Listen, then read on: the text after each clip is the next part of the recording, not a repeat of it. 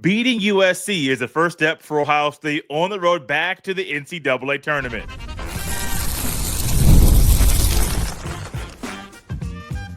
You are Locked On Buckeyes, your daily podcast on the Ohio State Buckeyes. Part of the Locked On Podcast Network, your team every day. Welcome in, Buckeye fans, to a bonus episode of Locked On Buckeyes, which is your daily Ohio State podcast, part of Locked On Podcast Network, your team every day. Now the number one sports podcast network. I'm your host, Jay Stevens, Veteran Sports Talk host, delivering passionate coverage about your Buckeyes. And during this hardwood huddle, we will discuss if the Buckeyes can meet the standard for the program this season. But first, Ross Bjork recently did a 45-minute interview with 11 Warriors, and one of the topics he touched on was his expectations for Buckeye basketball. And we have all been wondering, I know I have been wondering, what the expectation and standard is for the program. Really hadn't heard Jake Diebler talk about it as much as Ryan Day has, or the players don't get behind the podium and say, this is what the standard is for the program. Well, Ross Bjork talked about it. And Ross Bjork was very clear about his expectations for Buckeye basketball, and I think you'll like what he had to say. Quote, "My expectation is that we're in the tournament every year and we make a long run," end quote. Now, that is something that I believe is the mindset for every program at Ohio State, for football, for women's hockey, for men's hockey, for lacrosse, for baseball, softball, you name it. Even club football, they are expected to win and win a lot and win championships, conference championships, and to compete for national championships. And when Ross Bjork says making the tournament is an expectation, that's correct. That's what it should be. When he says making a long run is something that is an expectation, that is great. That's what it should be. You should be expected to do those things. Well, how do you do it this year? Well, the first part of how to accomplish the goal and to meet expectations, if I'm Jake Diebler, I got to focus and try to focus on one thing at a time, or as few things at a time, to try to crawl and slow walk our way to accomplishing that goal. The first goal is making the tournament. The long runs later on, that's something down the road. But the first goal is making the tournament, and that is still an achievable goal. And to look at the here and now and what's coming today, the Buckeyes must beat USC. USC is number 10 in the Big Ten. Ohio State's number 11. This is an even matchup. When you look at the rest of their games, this is one of the games that is winnable or a must-win game for Ohio State. Home versus USC, home versus Wisconsin on February 17th, at Penn State, home against IU. All four of those games are winnable games. You can even potentially throw at Iowa on February 25th. I'm not going out there and saying that's a game that is truly winnable because, my gosh, Iowa is a tough place to play. It's also a 9 o'clock tip-off on their body clock. It's 8 o'clock local there in Iowa. So that's another thing where you're not used to playing games that late as far as a late tip like that. But home versus USC, home versus Wisconsin, at Penn State, home versus IU, all four of those games are winnable games. You can't look to the game on Valentine's Day. You can't look to another home game against Wisconsin. You must focus on tonight in beating USC. If I'm Bruce Thornton, I am treating this like a tournament game. What do I have to do to lead our team to have a chance to fight another day? Now, it's not a true, real tournament feel because there is another game coming up later this week on Valentine's Day in Nashville against Virginia. So it's not the same thing where it's a do or die mode, but you have to look at it like it's win or go home. If you have your back up against the wall, similar to the pickup basketball analogy we used earlier this week, if you look at it like a pickup basketball game and your back's against the wall, you're not trying to get up off the court, you're going to try and do everything you can with your teammates to make sure you stay on the court. Will you win the game when it's first to 11, win by 2? You're trying to make sure you are the top dog at the end of the day. And that's how it works tonight. John Mobley Jr., he's got to figure out how to get easier baskets early to try to gain the confidence, because that's going to help him on the defensive end. Amari Bynum must bring the energy no matter what every single time he's on the court. Devin Royal, bring up the energy, raise the energy on the defensive end. It's going to be great. Kristoff Tilly, I know you're not truly a big man, you're more of a tall man. be a chameleon, man. Turn into a big man for the next few weeks because Ohio State's going to need him to be a big man to make the NCAA tournament. Focus on one game. Focus on beating USC. Because if you focus on that, team morale is going to go up. You're going to boost your own internal confidence to work towards the ultimate goal and to get one of the prizes this year. Not the ultimate prize. I don't think Ohio State's going to win the national championship. I don't think they're going to make it to the Final Four if they make the tournament. I'm not going that far. Y'all can say I'm crazy at times for some of the stuff I say on this show.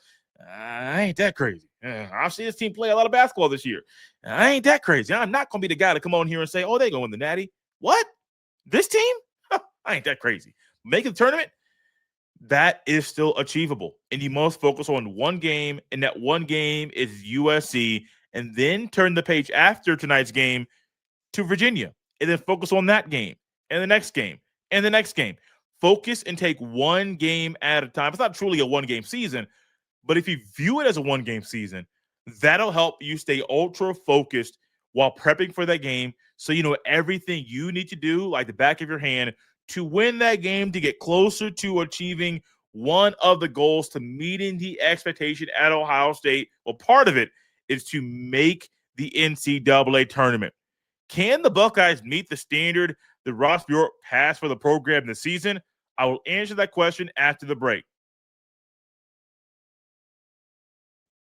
This episode is brought to you by Indeed Sponsored Jobs. Hiring isn't just about finding someone willing to take the job. It's about finding the right person with the right background who can actually help your business move forward.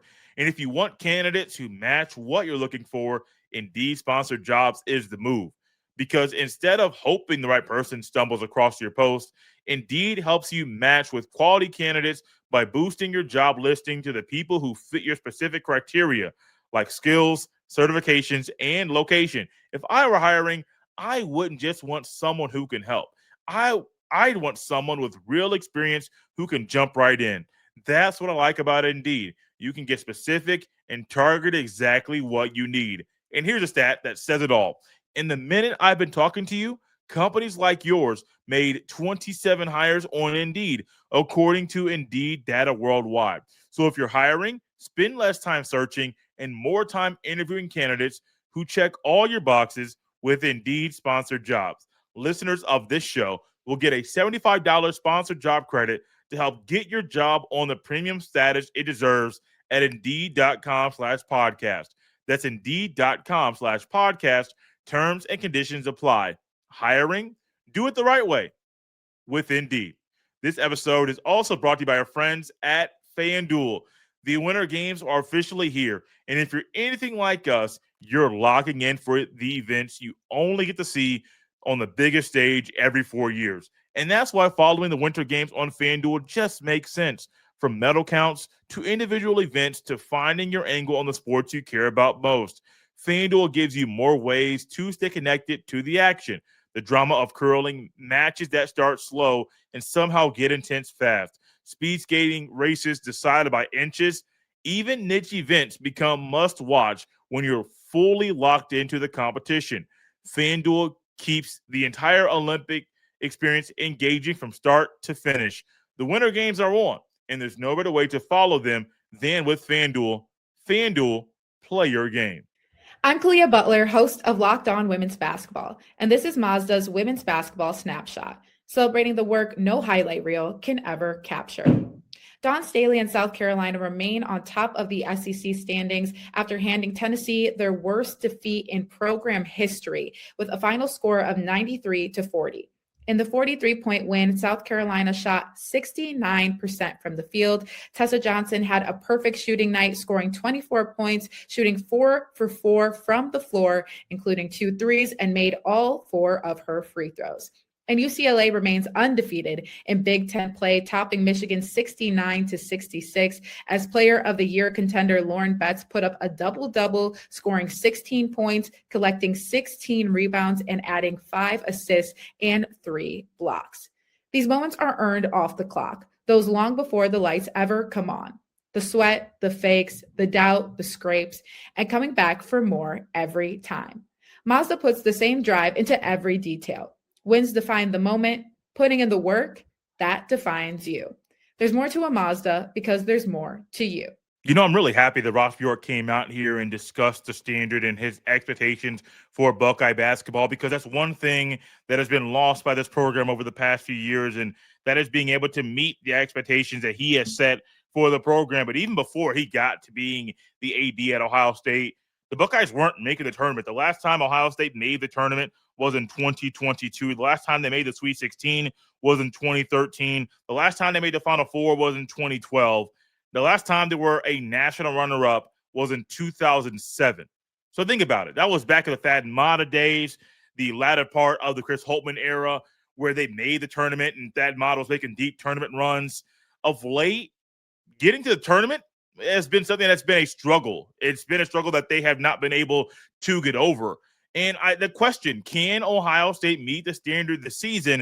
And it's a two-part standard. Making the tournament's part of it. Making a long run is another. I believe that making the tournament is possible. I am more on the pessimistic side than the optimistic side that it'll actually happen, but it is still possible. Now, the other part, making a long run, I don't see this team playing well enough in the first weekend of the tournament to make the Sweet 16. I absolutely do not, unless Bruce Thornton turns into the best scorer in the country and starts scoring 45 points a game. I don't see that happening. This team does not play well enough on defense. They don't play well enough offensively, at least consistently. You can get Kristoff Tilly to have a really good game. The next thing you know, sometimes it may fall off a little bit. He's not a strong rebounder. Their lack of size and not being able to rebound at a high clip is a massive problem. I'm not saying size because they're small, because they're short. Literally, right now you have 2 7-footers. If Brandon O is healthy, he gets back out there, that's more height out there on the team. But for some reason, rebounding, getting points in the paint, being consistent at the free throw line and for shooting downtown, those things are a problem. And when you have a lead guard like Bruce Thornton, that's what you need for a team to make a deep tournament run. He is a kind of lead guard. But what we have found around the country is that teams have weapons.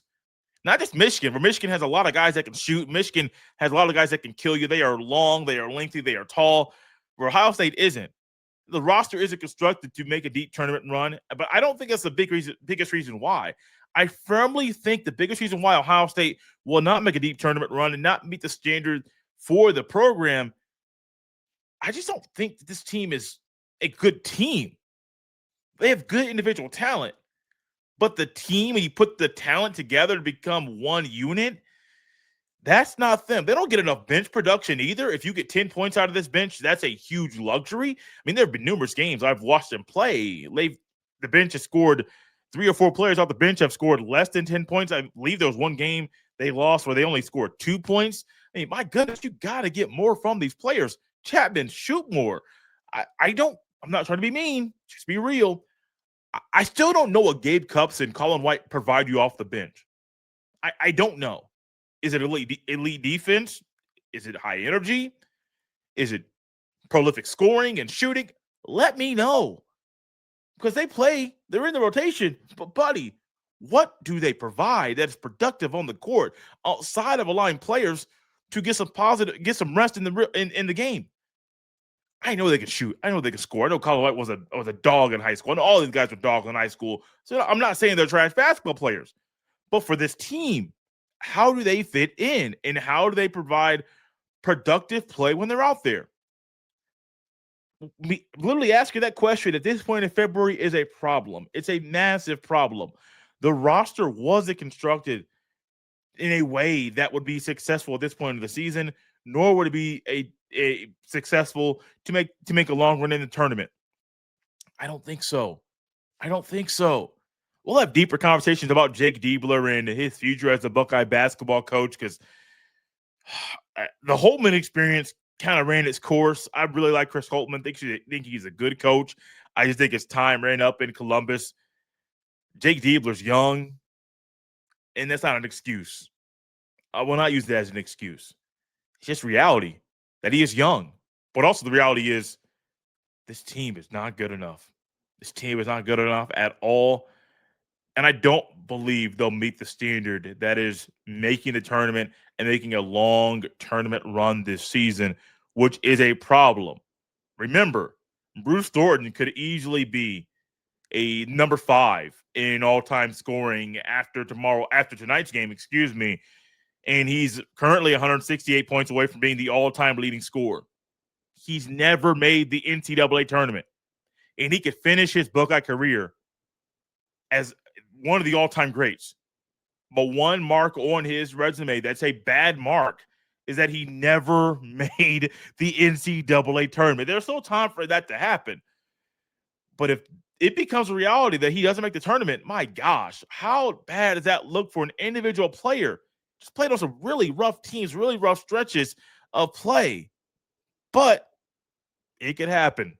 No, I don't believe they can meet the standard for the program this year. I don't at all. I don't believe the team is good enough. I question some of the coaching at times, and this is not a great moment for Buckeye basketball. Thank you for making this bonus episode of Locked On Buckeyes a part of your day. Remember to go back and check the Daily Show, where we talk a lot about Buckeye scheduling and some things Ryan Day must do to make the schedule stronger every single year. You can follow me on any social media platform at jstevens07. Send every email to jstevens317@gmail.com. This has been Locked On Buckeyes on a hump day.